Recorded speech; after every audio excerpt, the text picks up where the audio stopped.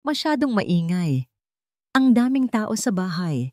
Nagbubulungan, nagkukunwaring malungkot. Sabi nila, ang papa ko ay nagpunta na sa langit. Doon daw siya magiging anghel. Pero bakit siya iiwanan dito? Bakit siya matutulog sa loob ng isang kahon? Hindi naman siya mahilig sa mga kahon. Pinilit niyang hawakan ang malamig na kahon. Nanginginig ang kamay niya. Ito ang huling pagkakataon na makikita niya si Papa. Ang huling beses na mahawakan niya ang kamay nito. Pero pinigilan siya ni Cynthia. Siya, ang babaeng tinawag ni Papa na nanay. Halika na, Lia. Napagod na ang papa mo, sabi ni Cynthia. Malakas ang boses pero may ngiti sa labi. Parang may kinukutya, parang nanalo. Hinila siya ni Cynthia palayo. Nawala na si Papa. Wala na siyang kalaro. Walang magbabasa ng mga kwento sa kanya bago matulog. Ang tanging natitira sa kanya ay si Teddy, ang malambot na oso na regalo ni Papa. Niyakap niya ito ng mahigpit. Pinipigilan ang pagtulo ng luha. Parang panaginip ang lahat. Ang huling araw na kasama niya si Papa, naglalaro sila sa hardin. Nagbibigay siya ng mga ngiti at yakap. At ngayon, wala na. May dumating na 2 malaking lalaki at kinuha siya. Nagsimula nang lumabas ang mga tao sa bahay, maliban kay Cynthia at Ramon, ang kapatid niya. Bigla na lang silang 2. Ang ngiti ni Cynthia ay nawala. Napalitan ng galit. Ang mga mata niya ay parang apoy. Ano, masaya ka na ba? Wala na si Mateo. At ngayon, ikaw, ang maliit na pabigat na ito, ang magiging sakit sa ulo namin. Sabi ni Cynthia, tinuturo siya. Hindi ka namin kailangan dito. Dagdag ni Ramon. Umalis ka na. Wala ka ng lugar dito. Napatingin siya sa bahay, sa hardin, sa lahat ng alaala. Nakasama niya si Papa. Ang mga alaala ay parang mga bulaklak na bigla na lang nalanta. Naramdaman niya ang matinding sakit. Gusto niyang sumigaw, umiyak, at humingi ng tulong. Pero wala siyang boses. Kinagat niya ang labi niya para pigilan ang luha. Huwag mong kalimutan ang bahay na ito, sabi ni Cynthia. Dahil yan ang huling beses na makikita mo yan. Itinulak siya ni Cynthia. Natumba siya at sumayad ang tuhod niya sa sementong kalsada. Mahapdi ang sakit, pero mas masakit ang nararamdaman niya sa puso niya. Niyakap niya si Teddy, ang tanging natitira sa kanya. Tumatakbo siya. Hindi alam kung saan pupunta. Hindi niya alam kung saan siya ligtas. Ang mga ilaw sa kalsada ay lumabo. Ang mga kotse ay mabilis na dumaan. Parang mga halimaw na sumisigaw. Nakita niya ang isang bahay. Maliwanag. Pero hindi niya kayang humingi ng tulong. Alam niyang lahat ng tao ay masama. Parang si Cynthia at Ramon. Kahit alam niyang delikado, nagpatuloy pa rin siya sa pagtakbo. Mas maganda na ang mapagod kaysa balikan ng mga halimaw. Ang hininga niya ay mabigat. Ang bawat hakbang ay parang isang mabigat na pasanin. Nagkaroon siya ng isang ideya. Teka, si Papa. Siya'y naglagay ng isang mahalagang bagay sa loob ng oso. At pagkatapos, bigla na lang ay dumilim ang paningin niya. Naramdaman niya ang isang matigas na semento. Natumba siya. Hindi na niya kaya. Habang nakahiga siya, ang huling nakita niya ay ang mga ilaw ng kotse na lumalapit. Ang takot ay nagbalik. Iiwasan ba nila siya? O babangga sila sa kanya? Ano ang gagawin niya? Isang itim na kotse ang huminto. Ang mga ilaw ay tumutok sa kanya. Nakita niya ang isang matangkad na lalaki na bumaba. Ang lalaki ay may suot na itim na coat. Hindi niya makita ang mukha nito dahil sa liwanag ng ilaw. Hindi siya makagalaw. Natatakot siya. Pero ang lalaking iyon ay lumapit. At dahan-dahan, itinago niya ang ilaw para makita niya ang mukha nito. May ngiti sa kanyang mga labi. Lia, sabi nito, huwag kang matakot. Walang salita ang lumabas sa bibig niya. Nakita niya ang isang pamilyar na mukha.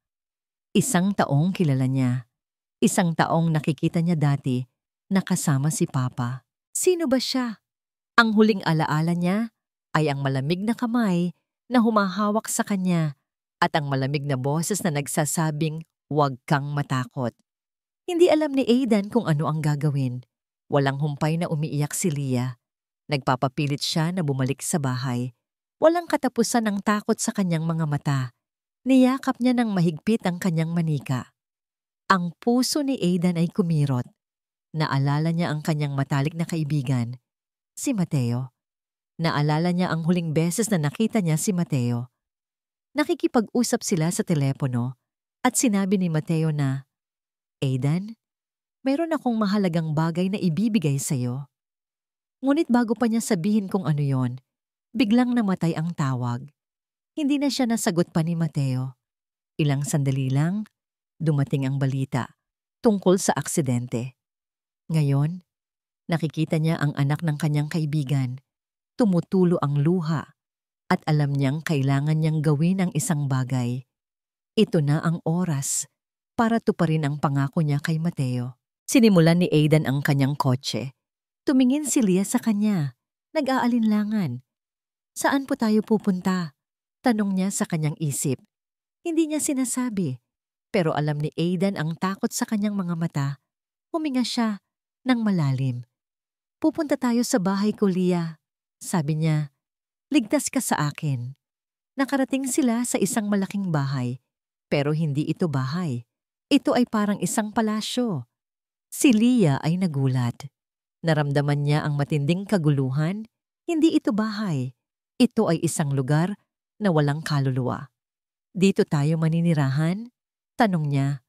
Malapit na umiyak. "Hindi. Hindi ito ang ating magiging tahanan," sagot ni Aidan. "Ito ay para sa trabaho. Mayroon akong isang bahay para sa atin. Ito ay magiging isang panandaliang solusyon." Pumunta sila sa isang opisina na may malalaking bintana. Ang mga tao ay naglalakad sa paligid, walang pakialam. Lumapit si Cynthia at Ramon at nagulat si Leah. Nanginginig siya sa takot. "Ano ang ginagawa mo sa anak ko, Aidan?" Sigaw ni Cynthia. "Hindi ka niya guardian, ako ang ina niya." "Hindi ka guardian, Cynthia," sabi ni Aidan. "Ikaw ang gumawa sa kanya na manirahan sa kalye.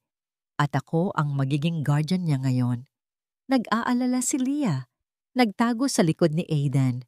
Si Aidan ay nanatiling kalmado, ngunit ang kanyang mga mata ay parang apoy.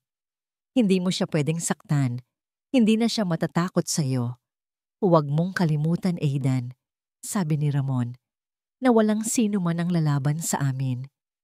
"Mayroong isang bagay na nakalimutan ninyo," sabi ni Aidan. "May isang bagay na naiwan si Mateo para sa akin, at hindi ito pera." Galit na tiningnan ni Cynthia si Ramon. Hindi sila naniniwala sa kanya. Iniwan ni Aidan si Leah sa kanyang sekretarya at nagpunta sa kanyang abogado. Ang kanyang abogado ay nagulat. "Aidan, seryoso ka ba? Sabi mo na gusto mo siyang ampunin? Hindi mo pa siya kilala." "Alam ko kung sino siya," sabi ni Aidan. "Siya ang anak ng aking matalik na kaibigan at kailangan niya ako." Nag-aalala ang abogado. May isang probisyon sa huling testamento ni Mateo. Kung walang malinaw na guardian, ang lahat ng ari-arian niya ay ibibigay sa Center for the Arts. Si Aidan ay nagulat. "Ano? Hindi siya gagawa ng ganoon. Mayroon siyang anak." "Oo, pero kung may mangyari sa kanyang anak, ang lahat ay pupunta sa Center for the Arts. Ang tanging paraan para makuha niya ang ari-arian ay kung may guardian na itinalaga." "Pero sino ang kukuha sa ari-arian niya?" tanong ni Aidan. "Si Cynthia?" Ang abogado ay nanatiling tahimik. Ang huling testamento ni Mateo ay nakatakdang buksan sa loob ng 1 linggo. At sa sandaling iyon, ang kanyang ari-arian ay malilipat sa sinuman na nasa huling testamento. "Kailangan kong maging legal na guardian niya," sabi ni Aidan. "Hindi ka pwedeng maging legal na guardian niya ng ganoon kadali," sabi ng abogado. "Kailangan mong maghain ng petisyon sa korte." Nang makalabas si Aidan, pumunta siya sa kanyang kotse. Nakita niya si Leah na nakaupo sa loob, niyakap ang kanyang manika, niyakap niya ito. Leah, kailangan nating maging matatag. Magkasama tayo, sabi niya. Napakatahimik ni Leah. Hindi ka ba mag-aalala na magiging pabigat ako sa'yo? Tanong niya. Si Aidan ay nagulat. Ano ang sinabi mo? Bakit mo iniisip na magiging pabigat ka sa akin? Sinabi nila sa akin, sabi niya. Sabi ni Cynthia, pabigat daw ako sa lahat. Niyakap ni Aidan si Leah. Hindi ka pabigat. Ikaw ay regalo. Kahit na hindi niya alam kung ano ang susunod na mangyayari, alam niya na kailangan niyang gawin ang lahat para protektahan ang bata. Dahil ngayon, siya ay mayroon ng pamilya. Bumalik si Aidan sa bahay ng hapon. Tahimik ang bahay. Mas tahimik kaysa dati. Kakaiba ang katahimikan na ito. Hindi na katahimikan ng kalungkutan, kundi katahimikan na mayroong pag-asa. Nakita niya si Leah, nakaupo sa sofa, mahigpit na niyakap ang kanyang teddy. Nakatitig siya sa kanyang manika. Ang kanyang mga mata ay walang emosyon, parang isang robot. Lumapit si Aidan at umupo sa tabi ni Leah.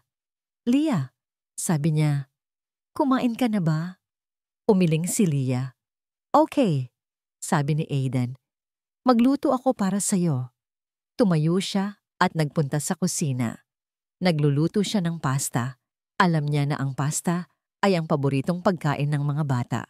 Nang siya ay bumalik, nakita niya si Leah na nakatulog sa sofa, yakap pa rin ang manika niya. Naramdaman ni Aidan ang isang kirot sa kanyang puso. Dahan-dahan niyang binuhat si Leah at dinala sa kwarto. Hiniga niya siya sa kama. Dahan-dahan niyang inilagay ang teddy sa tabi niya. Napansin ni Aidan na ang teddy ay may kakaibang texture. Parang may isang bagay sa loob nito. Inisip niya na baka ang teddy ay puno ng mga perlas. Pero nang inilagay niya ang kamay sa likod nito, naramdaman niya ang isang zipper. Mahina siyang binuksan niya ang zipper. Nakakita siya ng isang maliit na USB. Nagulat si Aidan. Ano ito? Tanong niya sa kanyang sarili. Ang USB ay nakalagay sa isang maliit na sobre. Sa sobre ay mayroong nakasulat na pangalan ni Mateo. Nagtataka si Aidan.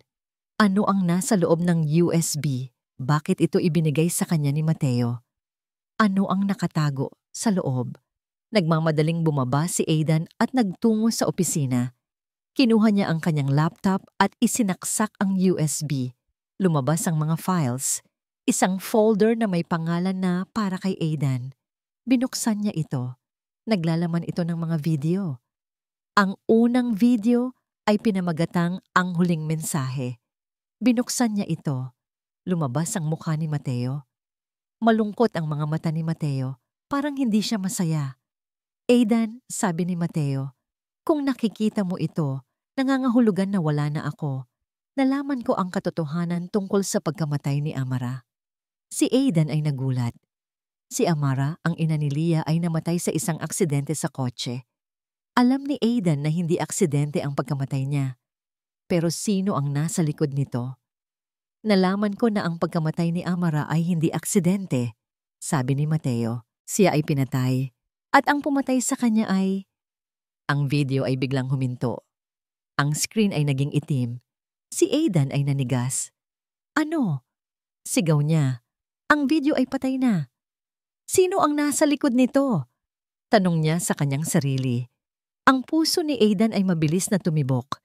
Kailangan niyang malaman kung sino ang nasa likod nito. Kailangan niyang gawin ang lahat para sa kanyang kaibigan. Para sa kanyang kaibigan na hindi niya kayang iligtas. Tumayo siya. Kailangan kong malaman ang katotohanan. Para sa iyo, Mateo, at para sa iyo, Leah. Ang nakitang huling mensahe ni Mateo sa video ay nag-iwan kay Aidan ng matinding galit at pagkalito. Hindi niya matanggap na ang kaibigan niya ay pinaslang. Hindi aksidente ang pagkamatay ni Amara. At alam ni Aidan na hindi rin aksidente ang pagkamatay ni Mateo. May isang tao na nasa likod ng lahat. Sa sobrang galit, sinuntok ni Aidan ang lamesa. Nagkalat ang mga papeles. Ang kanyang mata ay naging mapula. Sino ka? Bulong niya sa kanyang sarili. Sino ang pumatay sa aking kaibigan? Alam ni Aidan na hindi niya maaaring sabihin kay Leah ang katotohanan. Napakabata pa niya para malaman ang katotohanan. Kailangan niyang protektahan siya. Biglang pumasok si Leah sa kanyang opisina. May hawak siyang papel at isang kulay na lapis. Kuya Aidan, sabi niya, may ginawa po akong drawing para sa inyo. Ngumiti si Aidan. Sige, ano yan? Tanong niya. Ibinigay ni Leah ang drawing. Ito ay isang drawing ng isang kotse na nasa itaas ng bangin. Ang kotse ay nahulog. May isang lalaki at isang babae na nasa loob ng kotse. Nakita ni Aidan ang isang itim na kotse sa tabi ng bangin. At sa itim na kotse, mayroong isang maliit na logo. Isang bilog na logo. Leah, ano ito? Tanong din niya. Ito po ang kotse ni Papa, sabi niya. At ito po ang kotse ng... Ang mga mata ni Leah ay naging malungkot. Hindi niya matapos ang sinasabi niya. Sino ang may-ari ng kotse? Tanong ni Aidan. Leah, kailangan mong sabihin sa akin. Ito ay mahalaga. Tumingin si Leah sa kanya. Ang kanyang mga mata ay puno ng takot. Hindi ko po masasabi, sabi niya. Ayaw po ako sabihin. Niyakap ni Aidan si Leah. Huwag kang matakot, Leah, sabi niya. Nandito lang ako. Nang makatulog si Leah, kinuha ni Aidan ang drawing. Tiningnan niya ang logo. Pamilyar sa kanya ang logo. Saan niya ito nakita? Hindi nagtagal. Naisip niya. Ang logo ay nasa mga papeles ng dating kumpanya ni Ramon, ang kapatid ni Cynthia. Nagulat si Aidan. Ramon ang nasa likod ng lahat? Nagmadaling nagpunta si Aidan sa kanyang abogado. Kailangan kong mag-imbestiga sa background ni Ramon, sabi niya. At kailangan kong malaman ang lahat ng tungkol sa kumpanya niya. Ang abogado ay nanatiling kalmado. Aidan, huwag kang magpadalos-dalos. Mayroon kang legal na kaso. Hindi ka pwedeng mag-imbestiga ng ganoon kadali. Hindi na ito legal na kaso, sabi ni Aidan. Ito ay paghahanap ng hustisya para sa aking kaibigan. Sa mga sumunod na araw, nag-imbestiga si Aidan. Nalaman niya na ang kumpanya ni Ramon ay nasira dahil sa pagnanakaw. Inakala ni Aidan na nagbabayad na si Ramon para sa kanyang kasalanan. Pero mali siya. Habang nag-iimbestiga, nalaman ni Aidan na may isang lalaki na pumasok sa kumpanya ni Ramon. Ang lalaki ay kilala bilang Mateo. Nalaman ni Aidan na si Mateo ang nagbayad sa lahat ng utang ni Ramon. Mateo ang nagligtas kay Ramon mula sa bilangguan. Si Aidan ay nagulat. Bakit? Tanong niya. Bakit gagawin yon ni Mateo? Mabait siya, sabi ng abogado. Mabait siya at mapagbigay. At hindi siya nag-isip. Hindi niya inisip na ang taong iniligtas niya ay magiging isang halimaw. Galit na tiningnan ni Aidan ang abogado. Hindi ko gagawin ang parehong pagkakamali. Umuwi siya. Nakita niya si Leah na nakaupo sa sofa. Biglang naramdaman niya ang matinding sakit sa kanyang puso. Ang galit. Ang sakit. Ang lahat ng ito ay para sa kanya. Para sa kanyang kaibigan na hindi niya kayang iligtas. Nakatayo si Cynthia sa harap ng salamin. Ang kanyang mga mata ay naging mga espada. Ang kanyang mga labi ay naging isang manipis na linya. Alam niya na si Aidan ay nag-iimbestiga sa kanya at kay Ramon. Alam niya na hindi siya dapat mag-alala. Pero narinig niya na si Leah, ang maliit na bata, ay nag-usap sa isang psychologist. At iyon ang nagpapabahala sa kanya. Ramon, sabi niya, kailangan nating gawin ang isang bagay. Kailangan nating pigilan si Aidan. Paano? Tanong ni Ramon. Hindi mo siya pwedeng patayin.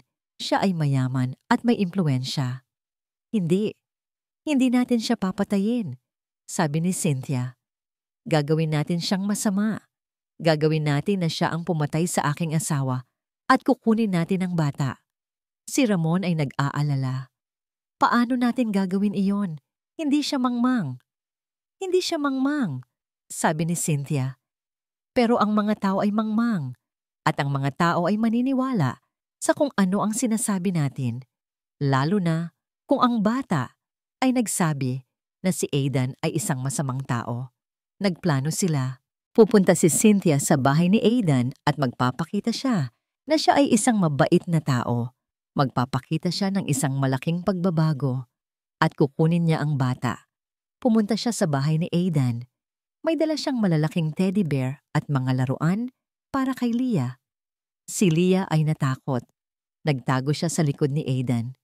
"Leah," sabi ni Cynthia, "bakit mo ako iniiwasan? Ang papa mo ay mahal ako." Si Leah ay nanatiling tahimik. "Sir Aidan," sabi ni Cynthia, "pumunta ako dito para humingi ng tawad. Patawarin mo ako sa aking pagiging masama. Ang pagkamatay ni Mateo ay nag-iwan sa akin ng matinding sakit. Kaya ako ay nagalit." Ngumiti si Aidan. "Hindi ako maniniwala sa'yo," sabi niya. Si Cynthia ay nagulat. "Bakit? Bakit hindi ka maniniwala sa akin?" "Dahil ang mga mata mo ay nagsasabi sa akin ng iba," sabi ni Aidan. "Alam ko na gusto mo lang ang pera at alam ko na hindi mo mahal ang bata." Naramdaman ni Cynthia na ang kanyang mukha ay naging pula. Tumayo siya at sinabi, "Kung hindi mo ako papatawarin, gagawin ko ang lahat para makuha ang bata at ipapakita ko sa lahat na masama ka." Bumalik si Cynthia at Ramon sa kanilang opisina. Si Cynthia ay galit. "Hindi siya maniniwala sa akin," sabi niya. "Huwag kang mag-alala," sabi ni Ramon. "Mayroon akong plano." "Anong plano?" tanong ni Cynthia. "Kailangan nating ipaalala sa lahat na ang bata ay hindi dapat kasama niya," sabi ni Ramon. "Kailangan nating magplano ng isang bagay na magiging dahilan para hindi siya maging guardian." Nag-aalala si Cynthia. "Ano ang gagawin mo?" "Hindi mo kailangang malaman," sabi ni Ramon. "Basta't magtiwala ka sa akin. Sa huli, tayo ang mananalo." Nag-alala si Cynthia. Ang kanyang plano ay hindi gumana. Ang plano ni Ramon ay hindi pa niya alam.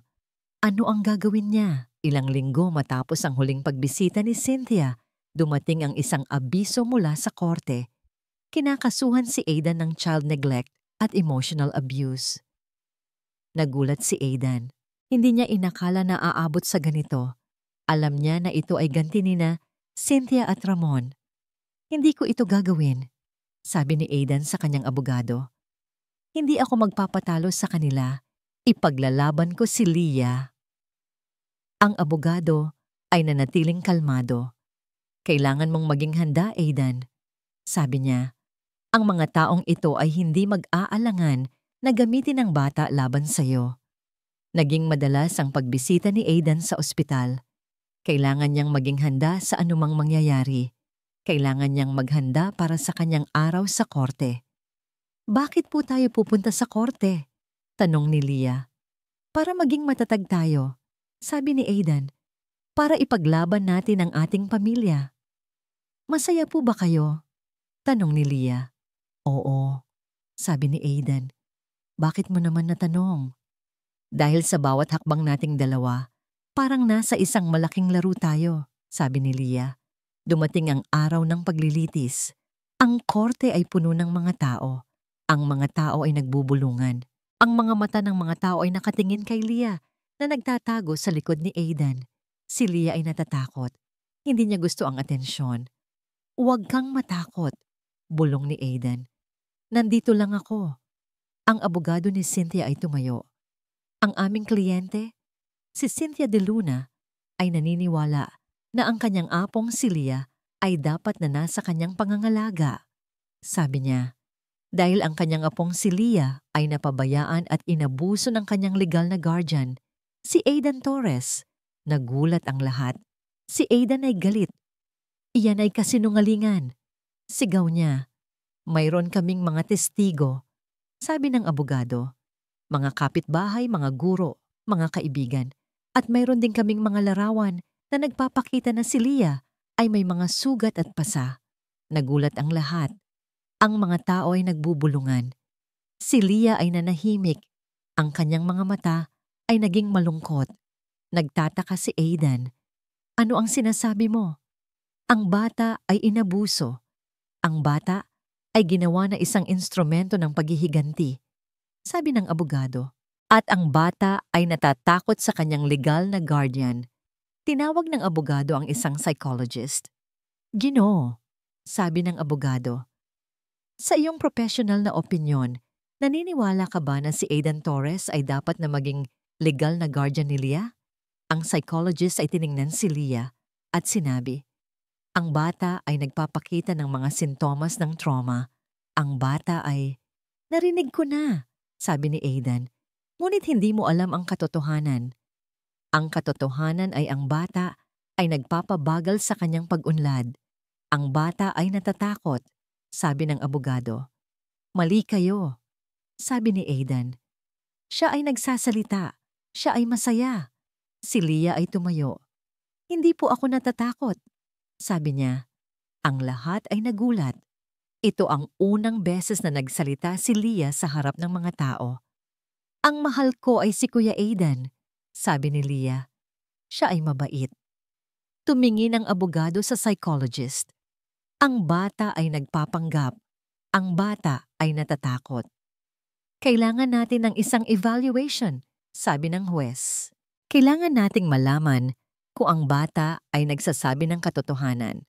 Kailangan natin ng isang psychologist na magsasabi sa atin ng katotohanan. Handa ako, sabi ng psychologist. Hayaan ninyong mag-usap kami ng bata. Nag-alala si Aidan. Huwag, hayaan mo na lang, sabi niya. Ngunit ang psychologist ay ngumiti. Huwag kang mag-alala, Aidan, sabi niya. Hayaan mo akong mag-usap sa bata. Gusto ko ring malaman ang katotohanan. Tiningnan ni Aidan ang psychologist na ngumingiti. Hindi niya alam kung ano ang dapat asahan. Nag-aalala siya. Natatakot siya. Pero alam niya na kailangan niyang magtiwala. Kailangan niyang magtiwala sa kanyang kaibigan na hindi niya kayang iligtas. Dinala ng psychologist si Leah sa isang kwarto. Ang kwarto ay puno ng mga laruan at mga kagamitan sa pagpipinta. Si Leah ay nagulat. Hindi niya inasahan na makikita niya ang ganito. Ang mga mata niya ay naging malapad. Leah, sabi ng psychologist, gusto mo bang magpinta? Ano man ang gusto mo? Si Leah ay nanahimik. Kinuha niya ang lapis at nagsimulang magpinta. Gumuguhit siya ng isang malaking bahay. Hindi ito ang bahay na tinitirhan niya, kundi ang bahay na tinitirhan niya kasama si Papa. Isang malaking, magandang bahay. Nagpatuloy siyang gumuhit. Naglagay siya ng isang hardin. Naglagay siya ng mga bulaklak. Naglagay siya ng mga puno. At sa gitna ng hardin, mayroong isang maliit na bata at isang matangkad na lalaki. Sino ang mga ito? Tanong ng psychologist. Ako po, sabi niya. At si Papa? Nagpatuloy siyang gumuhit. Gumuhit siya ng isang malaking kotse. At ang kotse ay bumabagsak sa isang bangin. Ang mga mata ni Leah ay naging puno ng luha. Anong nangyari sa kotse? Tanong ng psychologist. Nahulog po, sabi ni Leah. Nagpatuloy siyang gumuhit. Gumuhit siya ng isang malaking kotse na may isang maliit na logo. Ang parehong logo na nakita ni Aidan sa drawing ni Leah. Ang logo ay ang logo ng kumpanya ni Ramon. Leah, sabi ng psychologist. Sino ang nasa kotse na ito? Si Leah ay nanatiling tahimik. Sige, hindi mo kailangang sabihin, sabi ng psychologist. Pero kailangan mong malaman na ligtas ka sa akin. Niyakap ni Leah ang psychologist. Hindi po ako natatakot. Hindi na po ako natatakot, sabi niya. Pagkatapos, gumuhit siya ng isang larawan. Isang larawan ng isang babae na nakaupo sa tabi ng isang lalaki. Ang lalaki ay may matinding galit sa kanyang mukha. Ang lalaki ay may hawak na isang kutsilyo. Ang babae ay si Amara. Ang lalaki ay si Ramon. Si Aidan ay nagulat. Naramdaman niya ang matinding sakit sa kanyang puso. Si Ramon ang pumatay kay Amara. Si Ramon din ang pumatay kay Mateo. Tama ako, sabi ni Aidan sa kanyang sarili. Tama ako. Sila ang may kasalanan. Ang psychologist ay lumabas. Nagsalita na ang bata, sabi niya. At ang sinasabi niya ay, ang psychologist ay kinuha ang drawing ni Leah at ibinigay kay Aidan. Si Aidan ay nanigas. Ano ito? Tanong ni Cynthia. Si Aidan ay tiningnan si Ramon. Alam mo ba kung ano ito? Tanong ni Aidan. Alam mo ba kung ano ang ibig sabihin ng drawing na ito? Hindi, sabi ni Ramon.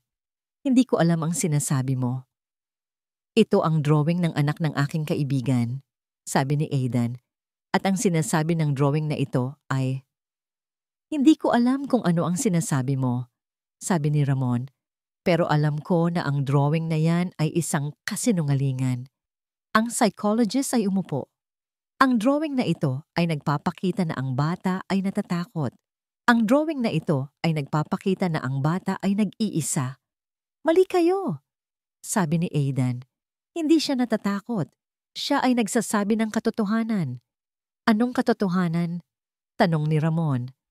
Ang bata ay nagpapanggap. Ang bata ay ginagamit. Hindi siya ginagamit, sabi ni Aidan. Ginagamit siya ng... Ang mga mata ni Aidan ay naging mapula. Ginagamit siya ng kanyang tiya at kanyang tiyuhin, sabi ni Aidan. At ang kanilang kasalanan ay... Hindi na niya natapos ang sinasabi niya. Tumayo siya at sinabi, kailangan kong mag-imbestiga. Bumalik si Aidan sa bahay niya, dala ang mga bagong ebidensya. Galit na galit siya. Ang kanyang puso ay naging isang apoy. Nakita niya na ang mga kapatid ni Cynthia ay pumatay sa kanilang mga kaibigan. Ang mga kasalanan ng mga ito ay hindi mapapatawad. Nandito siya sa kanyang opisina. Nag-iimbestiga pa rin. Nalaman niya na ang kumpanya ni Ramon ay nasira dahil sa pagnanakaw. Ang lalaki ay nagtatago sa ilalim ng kanyang mga kasalanan. At ang babae na si Cynthia ay nagtatago sa ilalim ng kanyang mga kasinungalingan. Nagmamadali siyang lumabas sa bahay. Sumakay siya sa kanyang kotse. Nagpunta siya sa bahay ni Ramon at Cynthia. Kailangan niyang harapin ang mga ito. Kailangan niyang malaman ang katotohanan. Pagdating niya, nakita niya ang bahay na puno ng mga tao. Mayroong isang party, nagsisigawan ang mga tao, nagtatawanan, nag-iinuman. Ano ito? Tanong niya sa kanyang sarili. Paano sila magagawaan na mag-party? Lumabas si Cynthia at Ramon. Nakita nila si Aidan. Sila ay nagulat. Ano ang ginagawa mo dito, Aidan? Tanong ni Ramon. Pumunta ako dito para malaman ang katotohanan, sabi ni Aidan. At alam ko na ang katotohanan. Si Cynthia ay nag-aalala. Ano ang sinasabi mo? Tanong niya. Alam ko na kayo ang pumatay sa aking kaibigan, sabi ni Aidan. Alam ko na kayo ang pumatay sa kanyang asawa at alam ko na ang dahilan ay... Hindi na niya natapos ang sinasabi niya. Si Ramon ay tumawa. Ano? Ang bata ay nagsabi ng kasinungalingan. Wala siyang ebidensya. Wala ka ring ebidensya. Si Aidan ay kinuha ang USB sa kanyang bulsa. Meron akong ebidensya, sabi niya. Meron akong video. Ang mga mukha ni na Cynthia at Ramon ay naging puti. Hindi, sabi ni Cynthia. Hindi iyan totoo. Iyan ay peke. Hindi, sabi ni Aidan. Totoo yan. At ang video na ito ay nagpapakita na ang inyong kasalanan ay manma. Hindi na niya natapos ang sinasabi niya. Si Ramon ay lumapit at sinuntok si Aidan. Ang mga mata ni Aidan ay naging mapula. Nagsimula silang maglaban. Si Leah ay nasa bahay natutulog. Nagising siya sa ingay. Lumabas siya sa kanyang kwarto. Nakita niya si Aidan at Ramon na nag-aaway. Ang kanyang mga mata ay naging malapad. Ang kanyang puso ay naging mabilis. Kuya Aidan! Sigaw niya. Narinig ni Ramon ang boses ni Leah. Itinulak niya si Aidan. Ang bata ay nagsabi ng katotohanan. Dapat na matapos na ito, sabi niya. Si Ramon ay kinuha ang kanyang baril sa kanyang bulsa. Itinutok niya ito kay Aidan. Hindi ako mag-aalangan na pumatay sa iyo, sabi ni Ramon. Si Aidan ay nagulat. Ano ang ginagawa mo? Ito ang huling araw mo, sabi ni Ramon. Si Leah ay tumakbo. Siya ay sumigaw. Huwag mo siyang saktan. Si Ramon ay tumingin kay Leah. Ikaw ang susunod. Hindi alam ni Aidan kung ano ang dapat niyang gawin. Ang kanyang isip ay walang laman. Ang kanyang katawan ay naging manhid. Hindi niya maaaring hayaan na saktan ni Ramon si Leah. Nagising si Leah mula sa isang masamang panaginip. Narinig niya ang mga sigaw sa labas ng bahay. Nanginginig siya sa takot. Hindi siya pwedeng pumunta sa labas. Natatakot siya. Pero ang mga sigaw ay naging mas malakas. Leah! Sigaw ni Kuya Aidan. Kahit na natatakot siya, lumabas siya sa kwarto. Nakita niya si Kuya Aidan na nakikipag-away kay Ramon. Ang mga mukha nila ay puno ng galit. "Huwag!" Sigaw niya. "Huwag ninyo akong saktan." Ang dalawa ay tumigil. Tiningnan nila siya. Ang mga mata ni Ramon ay puno ng galit. Ang mga mata ni Kuya Aidan ay puno ng pag-aalala. "Kuya Aidan!" Sigaw ni Leah. Hinila ni Ramon ang kanyang baril. Tinutok niya ito sa ulo ni Kuya Aidan. Si Kuya Aidan ay nanigas. Hindi siya makagalaw.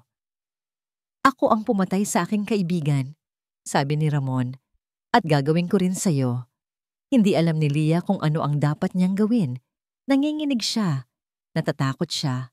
Pero alam niya na kailangan niyang gawin ang isang bagay. "Hindi!" Sigaw niya.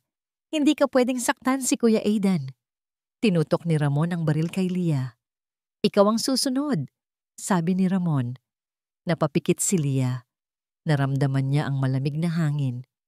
Ang kanyang puso ay naging mabilis. Ang lahat ng alaala ay nagbalik sa kanya. Ang lahat ng alaala ng kanyang ama, ang lahat ng alaala ng kanyang ina, ang lahat ng alaala ng kanyang mga kaibigan, ang lahat ng alaala ay nagbalik. "Hindi!" Sigaw niya. "Hindi ka pwedeng saktan ako." Si Ramon ay tumawa.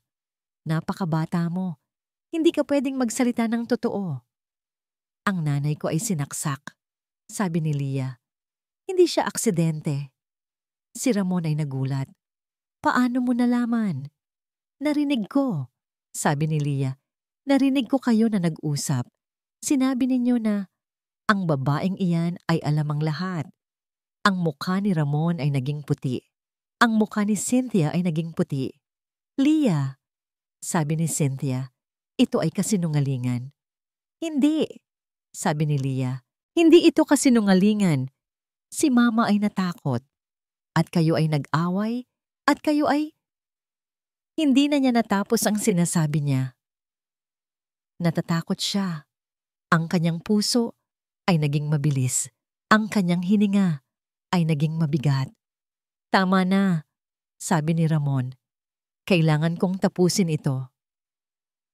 Inangat niya ang kanyang baril. Itututok niya ito sa ulo ni Leah. Pero si Kuya Aidan ay nagtago. Sa likod niya, tinulak niya si Leah. Ang baril ay binaril. Si Leah ay tumakbo. Tumingin siya sa likod niya. Nakita niya si Kuya Aidan na nag-aaway pa rin kay Ramon. Ang baril ay nasa kamay ni Ramon. "Huwag!" Sigaw niya. "Kuya Aidan, tumakbo ka." Si Kuya Aidan ay tumingin sa kanya. Ngumiti siya. "Huwag kang mag-alala, Leah," sabi niya. "Ligtas ka sa akin." Nang biglang may dumating na mga pulis, ang mga pulis ay sumigaw. "Pulis, bitawan mo ang iyong baril." Si Ramon ay tumakbo. Siya ay tumakbo sa isang kotse. Sumakay siya sa kotse at tumakbo. Si Cynthia ay tumakbo. Siya ay tumakbo sa isang kotse. Si Leah ay tumakbo sa likod ni Kuya Aidan. Nakita niya ang isang pulis na tumakbo sa likod ni Ramon. Nakita niya ang isang pulis na tumakbo sa likod ni Cynthia at sila ay nahuli. "Kuya Aidan," sabi ni Leah, "ligtas na tayo." Bumagsak si Aidan sa sahig. Hinahabol ang hininga. Ang sakit na naramdaman niya sa balikat ay parang apoy. Pero mas masakit ang nakita niya. Ang takot sa mga mata ni Leah. Nakita niya ang isang matanda na babae na lumapit sa kanya. "Huwag kang matakot," sabi nito. "Hindi ko siya sasaktan." Si Ramon at Cynthia ay nakatali. Sila ay sumisigaw. Sila ay galit. "Hindi mo kami pwedeng huliin," sigaw ni Ramon. "Kami ay hindi masama." "Ikaw ay masama," sabi ni Leah. "Masama kayong dalawa." Nagulat si Aidan. Sa wakas, Ang bata ay nagsasalita. Sa wakas, ang bata ay nagsasabi ng katotohanan. Ang mga pulis ay dinala ang mga ito sa kulungan. Nagtaka si Aidan. Paano nila nalaman na nandito kami? Ang isang matandang lalaki ay tumawag sa amin. Sabi ng pulis. Sabi niya na ang isang bata ay nasa peligro at may isang matandang lalaki na nagbigay sa amin ng impormasyon tungkol sa'yo. Nagulat si Aidan. Sino? Hindi ko alam, sabi ng pulis. Hindi ko siya makilala, pero ang sinabi niya ay, ang bata ay nasa peligro at ang kanyang guardian ay, hindi na niya natapos ang sinasabi niya. Naramdaman ni Aidan na ang kanyang puso ay naging mabilis. Siya ba? Siya ba ang tumawag sa pulis? Bumalik siya sa bahay. Si Leah ay nasa kanyang kwarto. Ang kanyang mga mata ay puno ng luha. Kuya Aidan, sabi niya. Salamat po. Huwag kang mag-alala, sabi ni Aidan. Ligtas na tayo. Niyakap niya si Leah. Naramdaman niya ang init ng kanyang katawan. Naramdaman niya ang init ng kanyang puso. Ito ang unang beses na naramdaman niya na ang kanyang buhay ay may kabuluhan. Ang mga araw ay naging linggo. Ang mga linggo ay naging buwan. Ang mga kaso ay natapos. Si Ramon at Cynthia ay nahatulan. Sila ay nakulong. Ang ari-arian ni Mateo ay ibinigay kay Leah. At si Aidan ay naging legal na guardian ni Leah. Pumunta sila sa korte. Sila ay nag-usap. Sila ay nagtawanan. Sila ay nag-iya-iyakan. Sa huli, ang huwes ay ngumiti. Ikaw ang kanyang guardian, sabi niya. Ang iyong pag-ibig sa kanya ay sapat na. Ang araw ay nagbalik. Ang sikat ng araw ay naging mainit. Ang mga ibon ay nagsimulang umawit. Ang lahat ay nagbago. Pumunta si Aidan sa kanyang opisina. Nakita niya ang kanyang mga kasamahan na nagtatawanan. Nag-usap sila tungkol sa kanilang mga pamilya. Naramdaman niya ang isang kurot sa kanyang puso. Mayroon akong pamilya, sabi niya sa kanyang sarili. Mayroon akong anak. Pumunta siya sa ospital. Si Leah ay nasa kanyang kwarto. Ang kanyang mga mata ay puno ng luha. Kuya Aidan, sabi niya, masaya po ba kayo? Oo, sabi ni Aidan. Bakit mo naman natanong? Dahil ang lahat ay nagbago, sabi niya. Ang mga tao ay nagbago. Ang mga bagay ay nagbago. Hindi, sabi ni Aidan. Hindi ako nagbago.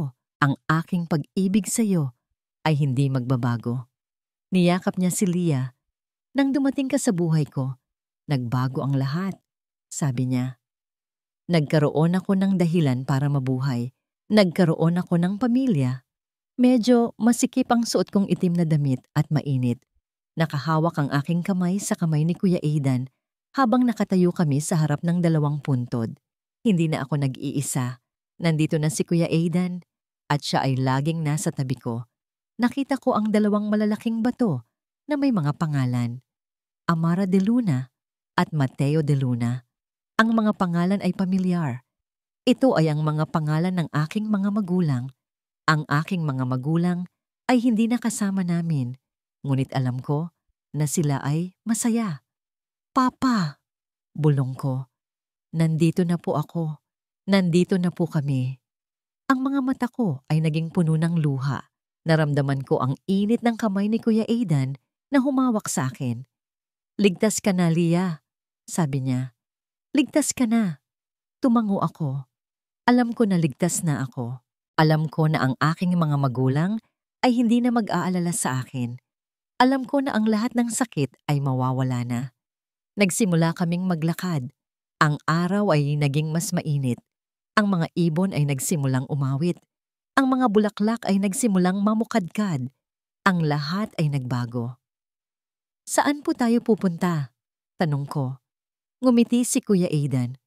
Pupunta tayo sa isang lugar na tinatawag na Liwanag ng Pamilya, sabi niya. Nagulat ako. Ano po iyon?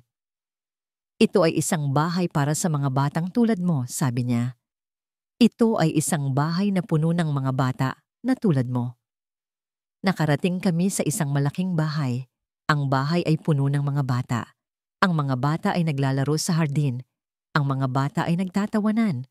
Ang mga mata ko ay naging malapad. Kuya Aidan, sabi ko, ito po ba ay isang bahay? Oo, sabi niya. Ito ay isang bahay. Ito ang ating magiging tahanan. Lumabas ang isang matandang babae. Ang kanyang mukha ay puno ng mga kulubot. Ang kanyang mga mata ay puno ng kabaitan.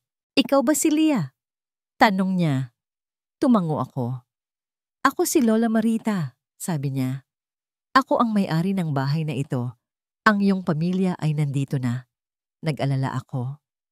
Pamilya? Oo, sabi niya. Ang iyong pamilya.